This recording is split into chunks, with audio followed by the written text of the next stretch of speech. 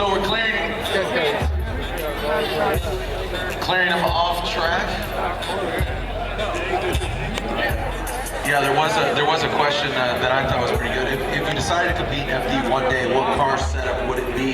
This is Takumi from Fujiwara, Japan, and I'd have to say that I definitely love the Nissan Silvia S15. I've always loved those cars. One of my favorite cars is Ruji Miki's when he competed in another triple section body in the gold S15. I've always loved the S15. I think that would be a really fun, cool. But I'd have to have a left-hand drive. What would be a car that you'd like to?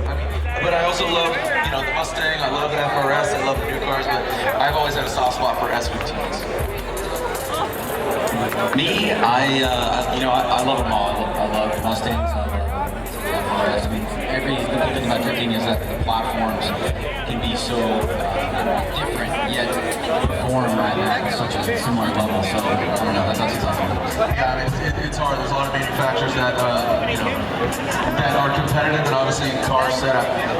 So it is official. Nishida gets the win. Robbie Nishida moves on to the Grade 8 in the Achilles Radial Toyota Soarer. He moves on to the Grade 8. One more battle left here of the top 16. Should be a doozy. Matt Powers versus Chris Forsberg. Now, Matt Powers in the Fat Lace K-Tech powered S14 on Nitto tires, and going against Chris Forsberg, 2009 Formula Drift champion, the True People's champ. He was the first ever drifter to win a Formula Drift championship.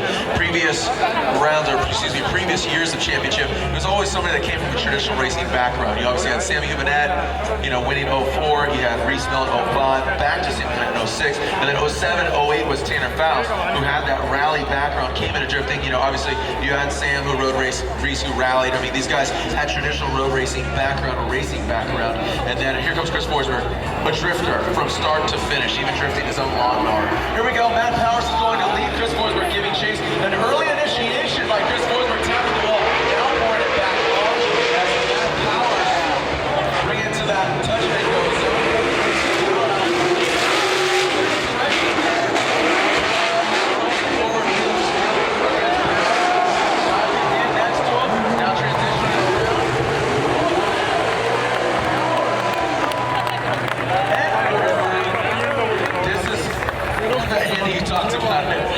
Talked about it. I mean, that seems to be such an easy clip, and they're gripping up. They're gripping up and just cutting it tight. Ryan, let's look at the sensory replay. Yeah, let's watch Chris.